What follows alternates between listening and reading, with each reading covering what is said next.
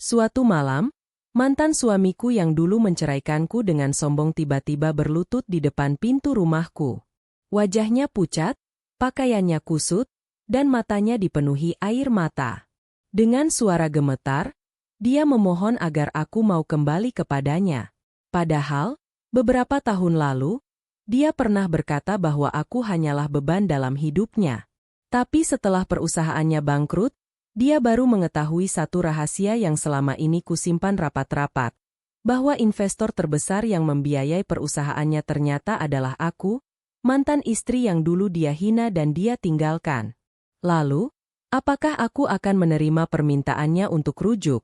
Atau justru membiarkannya menyesali keputusan yang telah menghancurkan hidupnya sendiri? Sebelum kita lanjut, semoga kalian semua selalu diberikan kesehatan, rezeki yang lancar, dan kebahagiaan bersama keluarga. Tulis di kolom komentar, kalian menonton video ini dari daerah mana saja. Jangan lupa subscribe. Dan sekarang mari kita mulai kisahnya. Bagian 1. Aku melihat mantan suamiku berlutut di depan pintuku. Malam itu, hujan turun cukup deras sejak selepas maghrib.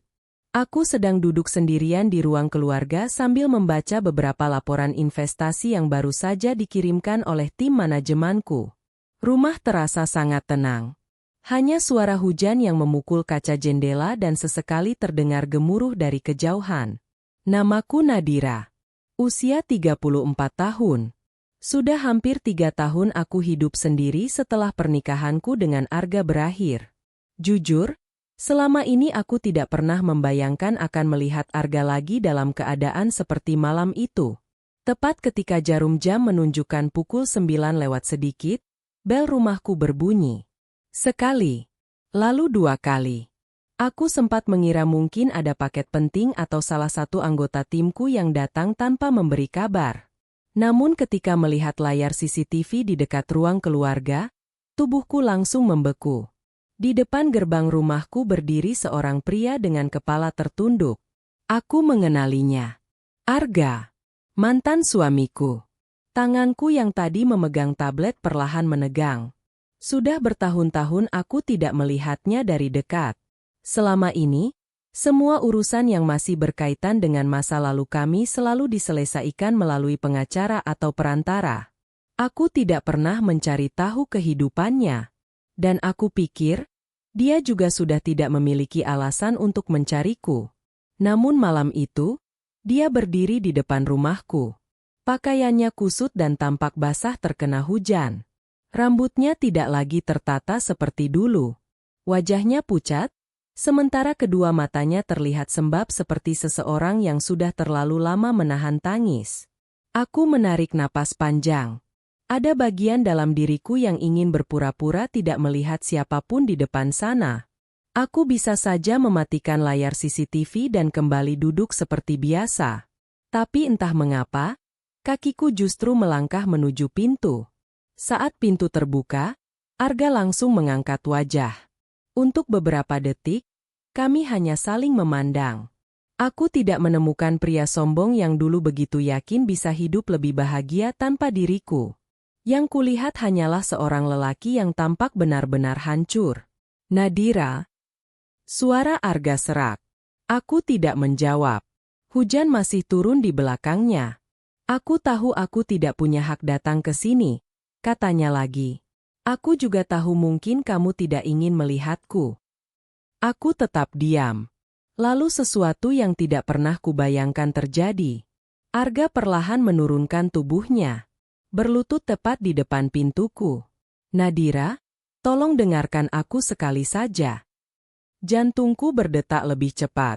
Bukan karena aku terharu, melainkan karena pemandangan itu tiba-tiba membawa ingatanku kembali ke malam ketika aku dulu berdiri di hadapannya, memohon agar pernikahan kami tidak diakhiri dengan begitu mudah. Dulu, akulah yang menangis. Dulu, akulah yang memohon. Dan Arga memilih pergi. Sekarang keadaan kami benar-benar berbalik. Aku sudah kehilangan semuanya, katanya dengan suara bergetar. Perusahaanku bangkrut. Semua yang selama ini kubanggakan hancur. Dan baru setelah semuanya terlambat, Aku tahu siapa kamu sebenarnya. Aku menatapnya tajam. Arga mengangkat wajahnya perlahan, lalu berkata, kalau aku tahu sejak awal investor terbesar itu adalah kamu, Nadira, aku tidak akan pernah menceraikanmu. Kalimat itu justru membuat dadaku terasa dingin. Jadi itu alasan dia datang? Bukan karena dia menyesali caranya memperlakukanku? Bukan karena akhirnya dia menyadari betapa tulusnya aku selama bertahun-tahun? Melainkan karena dia baru mengetahui bahwa perempuan yang dulu dianggapnya beban ternyata memiliki sesuatu yang selama ini dia kejar. Kekuasaan dan uang. Aku tersenyum tipis, meski dalam hati ada luka lama yang kembali terasa. Jadi, kataku pelan, kalau aku tetap perempuan biasa yang dulu kamu hina, kamu tidak akan pernah berdiri di depan rumah ini. Arga langsung terdiam.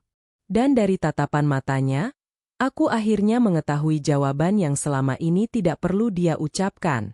Namun untuk memahami mengapa mantan suamiku bisa sampai berlutut di depan pintuku malam itu, aku harus membawa kalian kembali ke beberapa tahun sebelumnya. Kembali ke masa ketika aku masih menjadi istrinya. Kembali ke masa ketika aku begitu mencintainya. Dan kembali ke satu kesalahan terbesar dalam hidup Arga. Saat dia mengira dirinya telah meninggalkan seorang perempuan yang tidak berharga. Jika malam itu Arga melihatku sebagai perempuan yang memiliki segalanya, maka beberapa tahun sebelumnya, aku hanyalah seorang istri yang selalu dianggap tidak memiliki apa-apa. Saat pertama kali menikah dengan Arga, hidup kami jauh dari kata mewah.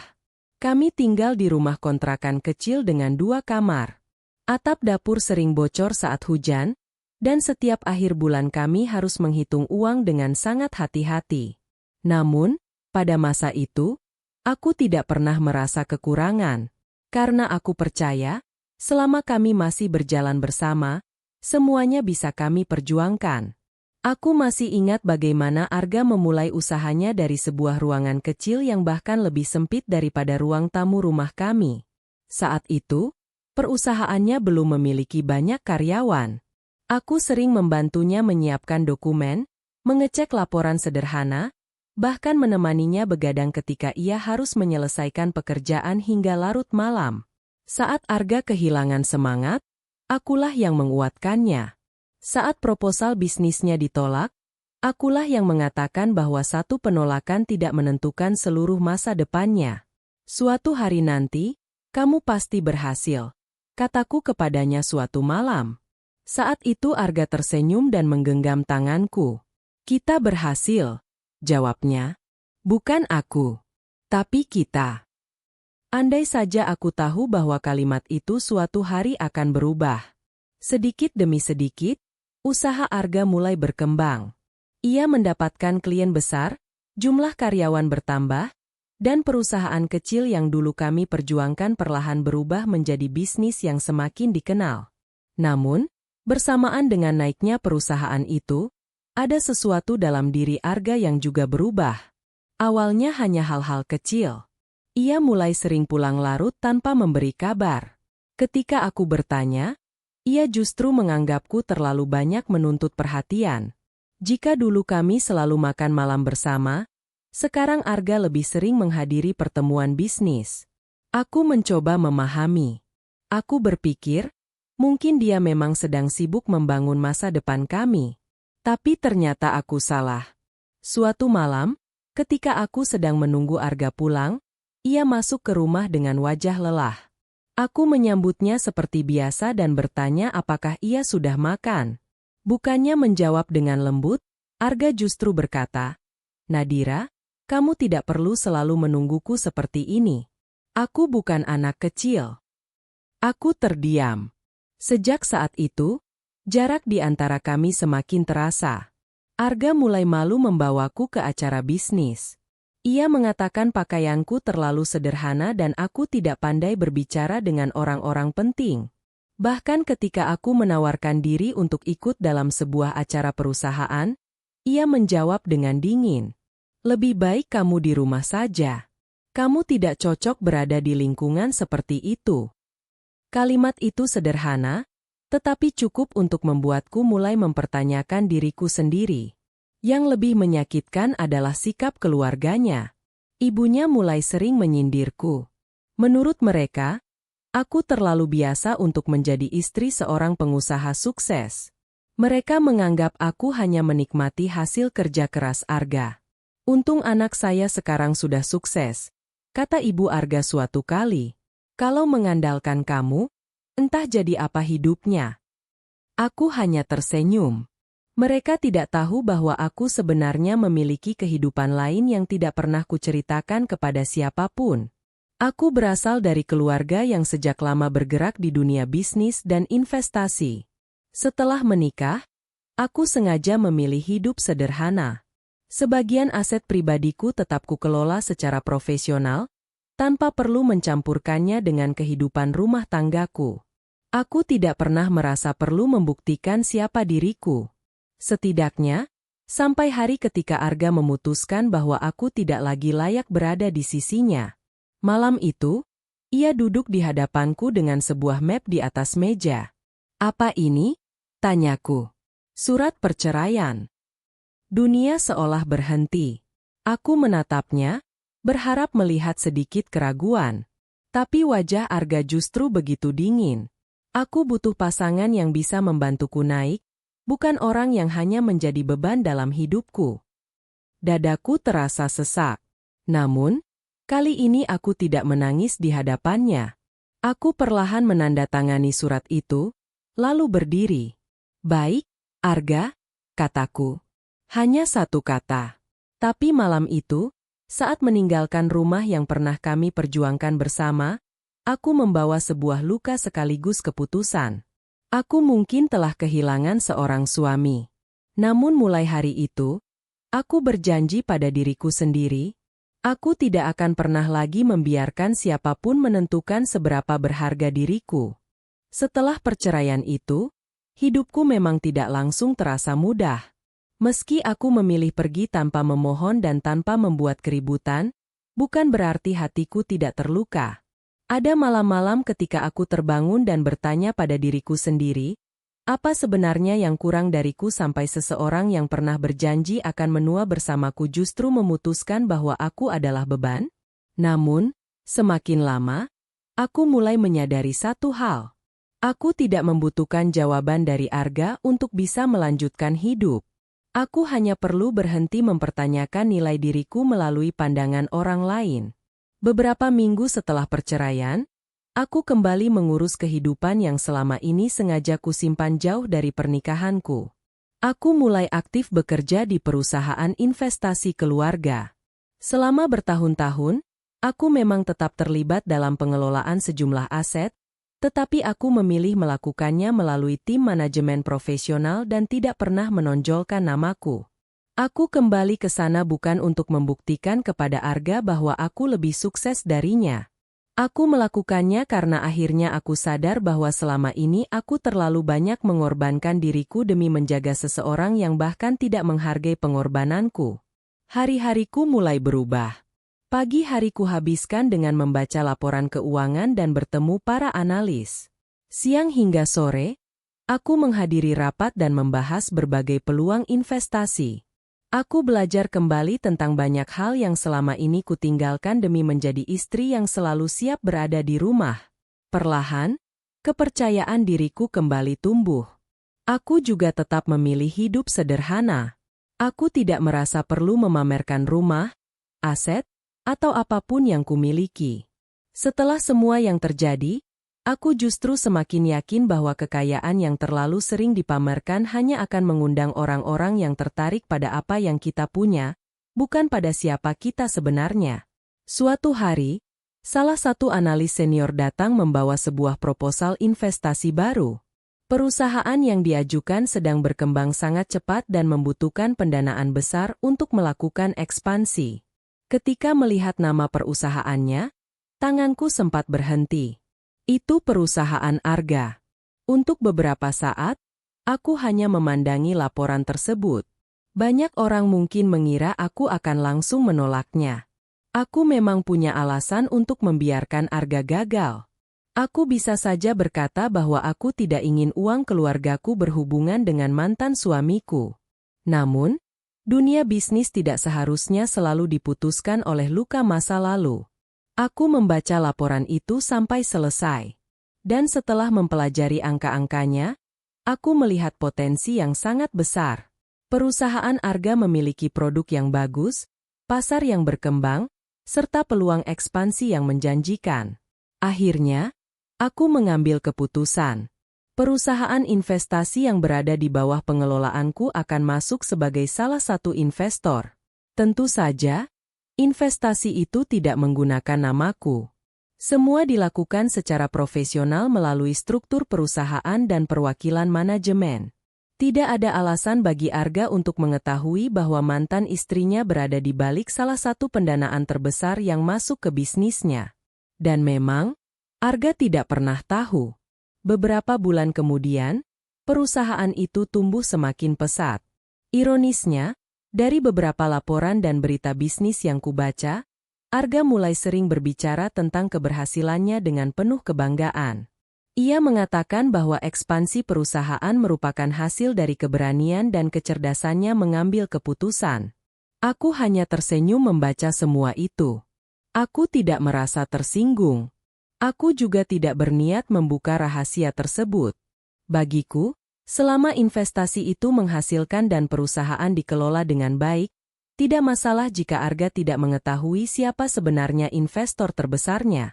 Sampai suatu pagi, sebuah laporan masuk ke mejaku. Laporan itu membuat senyumku perlahan menghilang. Tim analis menemukan bahwa Arga mulai mengambil beberapa keputusan bisnis berisiko tinggi. Ia melakukan ekspansi lebih cepat dari rencana awal dan mulai mengalokasikan dana perusahaan tanpa berkonsultasi dengan pihak investor. Aku membaca laporan itu sekali lagi. Lalu untuk pertama kalinya setelah sekian lama, aku merasakan firasat buruk. Karena aku mengenal sifat Arga. Dan aku tahu, ketika kesombongannya mulai mengambil alih, tidak ada seorang pun yang mudah membuatnya berhenti. Sejak menerima laporan tentang keputusan-keputusan berisiko yang diambil Arga, aku mulai mengikuti perkembangan perusahaannya dengan lebih serius. Awalnya, aku masih berharap semua itu hanya kesalahan kecil yang bisa diperbaiki. Namun, semakin banyak laporan yang masuk, semakin jelas bahwa Arga mulai kehilangan kendali atas dirinya sendiri. Kesuksesan ternyata telah membuatnya merasa tidak mungkin gagal. Perusahaannya yang dulu berkembang secara bertahap kini dipaksa melakukan ekspansi besar-besaran. Arga membuka beberapa proyek baru dalam waktu hampir bersamaan, menambah jumlah karyawan secara drastis, dan mengambil pinjaman dalam jumlah yang sangat besar. Dalam salah satu rapat internal, perwakilanku mencoba menyampaikan keberatan. Pak Arga, berdasarkan perhitungan kami, arus kas perusahaan belum cukup kuat untuk mendukung seluruh ekspansi ini secara bersamaan, kata perwakilanku dengan tenang. Namun Arga hanya tersenyum sinis. Menurut laporan yang kuterima, ia kemudian bersandar di kursinya dan berkata, perusahaan ini berdiri karena keputusan saya. Jadi jangan ajari saya bagaimana cara menjalankannya. Perwakilanku masih berusaha menjelaskan risiko yang mungkin terjadi. Namun Arga semakin terlihat tersinggung. Lalu ia mengucapkan kalimat yang membuatku terdiam cukup lama ketika membacanya dalam laporan rapat.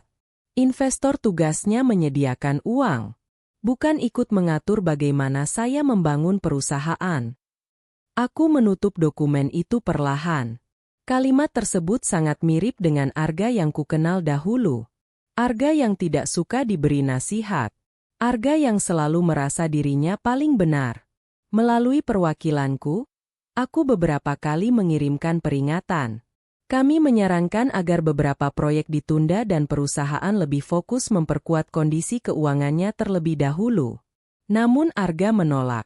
Baginya, mundur berarti kalah. Ia terus mengambil keputusan yang semakin berani. Sampai akhirnya, masalah yang kami khawatirkan benar-benar terjadi. Salah satu proyek terbesar mengalami kegagalan. Dana yang sudah dikeluarkan tidak bisa kembali sesuai rencana. Di saat bersamaan, Proyek lain juga mengalami keterlambatan. Arus kas mulai terganggu. Biaya operasional tetap berjalan, sementara pendapatan tidak masuk sesuai target. Tidak lama kemudian, kreditur mulai menagih pembayaran. Untuk pertama kalinya, aku melihat laporan perusahaan Arga dipenuhi angka-angka merah. Masih ada kesempatan untuk menyelamatkannya. Sebagai investor terbesar, aku memiliki cukup kemampuan untuk memberikan pendanaan tambahan. Jika aku mau, aku bisa membantu restrukturisasi utang dan menutup sebagian kerugian. Bahkan timku sudah menyiapkan beberapa skenario penyelamatan. Namun ada satu syarat yang harus dipenuhi. Arga harus bersedia mundur dari beberapa keputusan operasional dan menerima pengawasan yang lebih ketat. Ketika syarat itu disampaikan melalui perwakilan, jawabannya langsung datang. Arga menolak. Ia lebih memilih mempertahankan harga dirinya daripada mengakui bahwa dirinya membutuhkan bantuan. Saat itulah aku akhirnya membuat keputusan yang paling sulit. Aku tidak akan lagi menutup kesalahannya. Bukan karena aku membencinya. Bukan pula karena aku ingin melihatnya jatuh. Aku hanya sadar bahwa seseorang yang terus-menerus diselamatkan dari akibat perbuatannya sendiri tidak akan pernah belajar bertanggung jawab. Hari-hari berikutnya, keadaan semakin memburuk. Beberapa investor mulai menarik diri. Kreditur meningkatkan tekanan. Karyawan mulai cemas karena pembayaran gaji terlambat. Sementara itu, Arga tetap berusaha terlihat tenang di depan publik. Namun, semua topeng akhirnya runtuh. Satu persatu proyek dihentikan. Aset perusahaan mulai dijual. Dan pada akhirnya, perusahaan yang dulu begitu dibanggakan Arga resmi dinyatakan mengalami kegagalan besar. Malam ketika berita itu sampai kepadaku, aku hanya duduk diam di ruang kerjaku. Aku tidak merasa puas. Aku juga tidak merasa menang. Aku hanya teringat pada seorang pria yang dulu berkata bahwa aku adalah beban dalam hidupnya. Kini, kesombongannya sendiri yang menjadi beban paling berat yang tidak sanggup ia tanggung. Beberapa hari kemudian, proses pemeriksaan kepemilikan saham dan daftar investor dilakukan sebagai bagian dari penyelesaian perusahaan.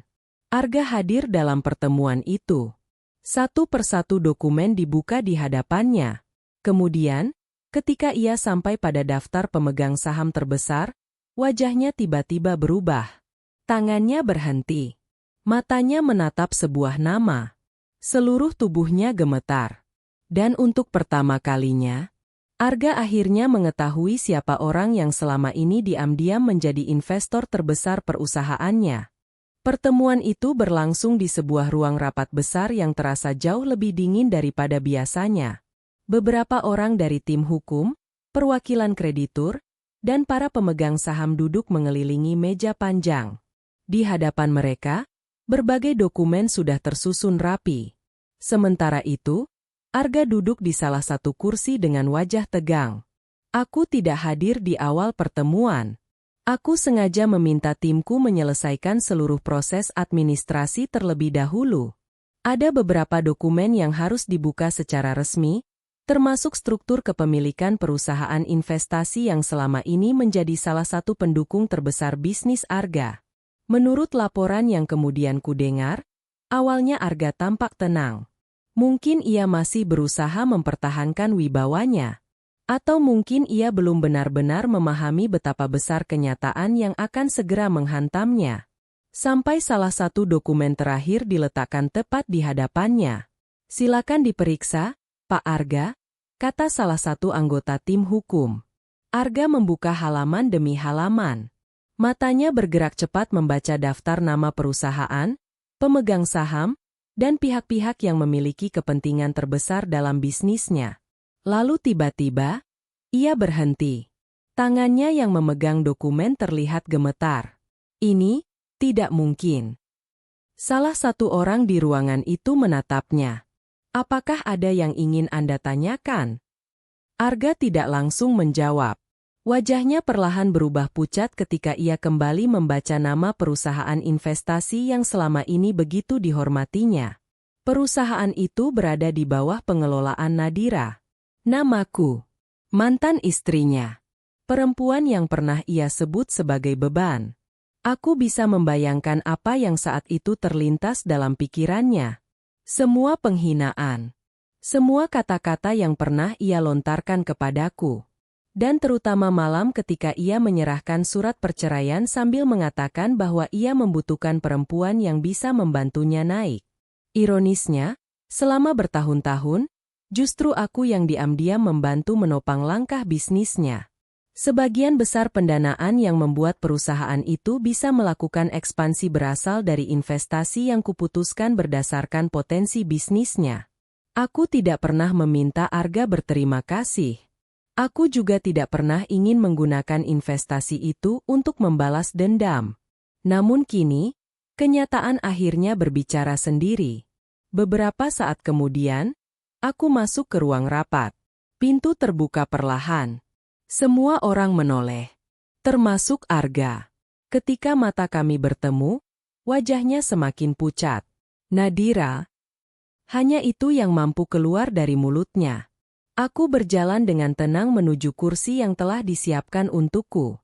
Tidak ada kemarahan di wajahku. Tidak ada senyum kemenangan. Aku hanya duduk dan meletakkan map di atas meja. Arga masih memandangiku seolah sedang berusaha meyakinkan dirinya bahwa semua ini bukan mimpi buruk. Jadi, selama ini? Tanyanya dengan suara pelan. Aku mengangguk. Ya. Perusahaan investasi itu ada di bawah kendaliku. Arga menundukkan kepala.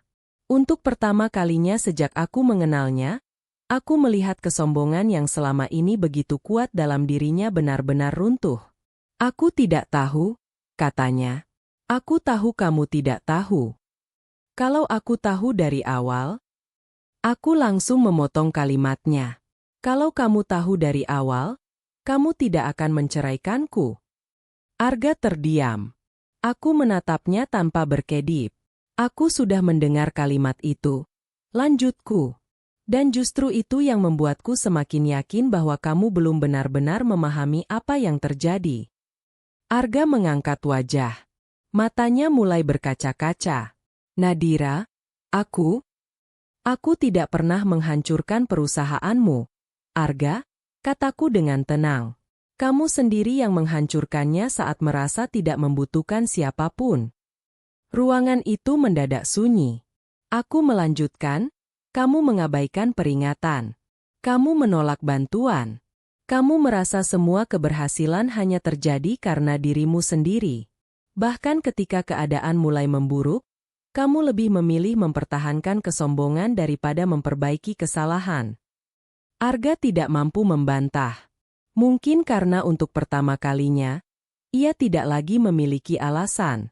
Semua keputusan ada di tangannya. Semua peringatan sudah diberikan. Dan semua akibatnya kini harus ia hadapi sendiri. Aku menyesal, bisiknya. Aku menarik napas perlahan. Penyesalan. Kata yang terdengar sederhana, tetapi tidak mampu menghapus semua luka yang pernah terjadi. Menyesal memang mudah diucapkan ketika semuanya sudah hilang, jawabku pelan. Yang sulit adalah belajar menghargai seseorang ketika kita masih memilikinya. Arga kembali menundukkan kepala. Dan saat itulah aku sadar, pria yang dulu menceraikanku karena merasa aku tidak berguna akhirnya benar-benar memahami satu kenyataan paling pahit dalam hidupnya. Bukan aku yang tidak memiliki masa depan. Bukan aku yang menjadi beban. Selama ini, aku hanya memilih diam. Dan diamku ternyata menyimpan kekuatan yang tidak pernah berhasil ia lihat. Namun, aku belum tahu bahwa setelah pertemuan itu, Arga akan melakukan sesuatu yang tidak pernah kuduga. Beberapa hari kemudian, mantan suamiku itu datang ke rumahku dan memohon agar aku mau kembali kepadanya. Setelah pertemuan itu, aku berharap Arga tidak lagi datang ke dalam kehidupanku. Ternyata aku salah. 3 hari setelah pertemuan tersebut, sebuah pesan masuk ke ponselku. Nadira, aku ingin bicara. Tolong beri aku kesempatan. Aku tidak membalas. Keesokan harinya, pesan lain kembali masuk. Aku benar-benar menyesal. Aku tetap diam. Sampai akhirnya, malam itu Arga datang langsung ke rumahku. Dan seperti yang kuceritakan di awal, dia berlutut di depan pintuku. Aku ingin kita kembali, Nadira. Aku menatapnya lama. Pria yang dulu begitu yakin meninggalkanku kini bahkan tidak mampu menatap mataku dengan tenang. Aku sudah banyak melakukan kesalahan, katanya. Aku terlalu sombong. Aku tidak menghargaimu. Aku baru sadar setelah semuanya hilang. Aku tidak menjawab. Arga melanjutkan dengan suara bergetar. Aku masih mencintaimu. Kalimat itu seharusnya membuat seorang perempuan yang pernah mencintainya merasa bahagia. Namun anehnya, hatiku justru terasa sangat tenang. Tidak ada lagi debar seperti dahulu. Tidak ada keinginan untuk memeluknya. Yang muncul hanya satu pertanyaan. Apakah dia benar-benar mencintaiku? Atau dia mencintai kehidupan yang sekarang kukendalikan? Aku akhirnya berkata, kalau kamu memang ingin kembali, jangan buktikan dengan kata-kata. Arga menatapku. Lalu dengan apa? Dengan tindakan. Aku mengatakan bahwa aku tidak akan memberinya uang. Aku tidak akan menggunakan pengaruhku untuk menghapus utangnya. Dan aku tidak akan menyelamatkan perusahaan yang hancur karena keputusan-keputusannya sendiri. Kalau kamu benar-benar ingin kembali kepadaku, kataku, bangkitlah tanpa menggunakan namaku. Arga terdiam. Aku tahu permintaanku tidak mudah. Tetapi aku ingin mengetahui apakah laki-laki yang berdiri di depanku benar-benar telah berubah. Untuk beberapa hari, Arga terlihat berusaha. Ia mulai mencari pekerjaan baru, menjual beberapa aset yang masih tersisa, dan mencoba menyelesaikan sebagian kewajibannya. Aku diam-diam mengamati semuanya. Namun perubahan itu ternyata tidak berlangsung lama. Suatu sore, Arga kembali datang. Kali ini bukan untuk meminta maaf. Ia membawa beberapa dokumen. Nadira, aku hanya butuh sedikit bantuan. Aku menatapnya. Bantuan apa? Kalau kamu mau menyuntikkan modal ke perusahaan lamaku, aku masih bisa menyelamatkannya. Aku menggeleng. Perusahaan itu sudah tidak bisa diselamatkan dengan cara seperti itu. Tidak. Aku punya rencana. Rencana yang sama seperti sebelumnya. Arga terdiam. Kemudian suaranya mulai meninggi. Aku hanya meminta kesempatan. Kesempatan untuk apa? Tanyaku. Bangkit? Atau kembali mendapatkan kehidupan yang dulu kamu miliki? Pertanyaan itu membuatnya diam. Namun beberapa menit kemudian, ia justru berkata sesuatu yang membuat semuanya menjadi jelas. Kalau kamu menjadi istriku lagi, semua masalah ini pasti bisa selesai. Aku menatapnya tanpa berkata-kata. Akhirnya aku memahami semuanya. Arga bukan sedang mencari istrinya. Dia sedang mencari jalan keluar. Dia ingin kembali kepada rumah yang nyaman, akses bisnis, keamanan finansial, dan kehidupan yang dulu ia tinggalkan dengan angkuh. Yang dia rindukan bukan diriku. Yang dia rindukan adalah kehidupan yang dulu dia miliki bersamaku. Aku berdiri dan mengambil sebuah map dari lemari. Nadira, itu apa? Aku meletakkannya di atas meja. Ini jawaban terakhirku. Arga membuka map tersebut perlahan. Di dalamnya terdapat sebuah dokumen yang menjelaskan seluruh posisi investasiku, hak-hak yang masih kumiliki atas perusahaan, dan satu keputusan yang sudah dibuat secara resmi. Arga membaca halaman pertama. Kemudian halaman kedua. Wajahnya berubah. Tangannya perlahan turun. Nadira, aku hanya berkata, baca sampai selesai. Beberapa detik kemudian, Arga menutup dokumen itu. Kepalanya tertunduk. Untuk pertama kalinya, dia tidak memohon, tidak membantah, tidak marah. Dia hanya diam. Dan dari ekspresi wajahnya, aku tahu, dokumen itu baru saja mengubah seluruh rencananya untuk mendapatkan kembali hidup yang pernah ia buang. Arga masih duduk di hadapanku dengan kepala tertunduk. Dokumen yang tadi kuberikan kepadanya masih terbuka di atas meja. Itulah perjanjian penyelesaian terakhir antara perusahaan investasiku dan perusahaan yang pernah ia bangun dengan susah payah. Aku tahu Arga berharap isi dokumen itu akan menjadi jalan keluar baginya.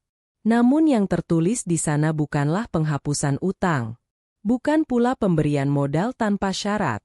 Aku hanya memberikan kesempatan agar dia bisa menyelesaikan kewajibannya secara bertahap dan memulai kembali hidupnya tanpa harus bergantung kepadaku. Aku tidak akan menghancurkanmu, Arga, kataku perlahan. Arga mengangkat wajah. Kenapa? Karena aku tidak ingin menjadi seperti dirimu. Matanya berkaca-kaca. Aku melanjutkan, kamu pernah menyakitiku. Kamu pernah merendahkanku. Kamu juga pernah meninggalkanku ketika aku masih berusaha mempertahankan rumah tangga kita. Tapi aku tidak ingin menggunakan kekuatanku untuk membalas semua itu. Arga menunduk kembali. Aku hanya ingin kamu belajar bertanggung jawab atas pilihanmu sendiri. Beberapa saat tidak ada suara. Kemudian Arga bertanya dengan suara hampir berbisik. Jadi, kamu benar-benar tidak mau kembali kepadaku? Aku menarik napas panjang. Pertanyaan itu sebenarnya sudah kutahu akan muncul. Dulu, mungkin aku akan menjawab dengan air mata. Mungkin aku akan memikirkan kembali semua kenangan indah yang pernah kami miliki. Tetapi aku bukan Nadira yang sama seperti beberapa tahun lalu. Aku memaafkanmu, jawabku. Arga menatapku. Tapi aku tidak mau kembali. Air mata akhirnya jatuh dari matanya. Aku masih mencintaimu, Nadira. Aku tersenyum kecil. Mungkin sekarang kamu menyadari bahwa kamu mencintaiku. Tapi cinta saja tidak cukup untuk mengembalikan sesuatu yang sudah rusak. Arga menutup wajahnya dengan kedua tangan. Aku membiarkannya menangis. Bukan karena aku puas melihat penderitaannya. Justru karena untuk pertama kalinya, aku merasa tidak lagi memiliki beban terhadap masa lalu. Aku pernah kehilangan diriku sendiri saat menjadi istrimu, kataku pelan. Aku terlalu sibuk membuatmu bahagia sampai lupa menghargai diriku sendiri. Arga tidak menjawab. Aku kemudian berkata, memaafkan bukan berarti aku harus kembali. Aku sudah terlalu lama kehilangan diriku sendiri saat bersamamu. Kalimat itu membuat Arga semakin terdiam. Mungkin pada saat itulah dia benar-benar mengerti. Kehilangan terbesarnya bukanlah perusahaan. Bukan rumah mewah. Bukan uang. Bukan pula status sebagai pengusaha sukses. Kehilangan terbesar Arga adalah seorang perempuan yang pernah berdiri di sampingnya ketika dia belum memiliki apa-apa. Perempuan yang percaya kepadanya ketika orang lain belum melihat masa depannya. Perempuan yang mendukungnya ketika bisnisnya masih kecil. Dan perempuan yang bahkan setelah disakiti masih memilih untuk tidak membalas dengan kehancuran. Namun, kesempatan itu sudah berlalu. Aku berdiri dan mengulurkan tanganku untuk terakhir kalinya. Bukan sebagai istri. Bukan sebagai mantan istri yang masih berharap. Melainkan sebagai seseorang yang memilih berdamai dengan masa lalu. Bangkitlah, Arga, kataku. Bukan untuk mendapatkanku kembali. Tapi untuk menjadi manusia yang lebih baik. Arga menggenggam tanganku sambil menangis. Setelah itu, dia pergi. Aku berdiri di depan jendela dan melihat mobilnya perlahan menjauh dari halaman rumah. Anehnya, tidak ada rasa sedih. Yang ada justru rasa lega. Sejak hari itu, aku kembali menjalani hidupku. Perusahaan investasiku terus berkembang. Aku tetap memilih pakaian sederhana, tinggal dengan tenang, dan tidak pernah merasa perlu menunjukkan kekayaan kepada siapapun.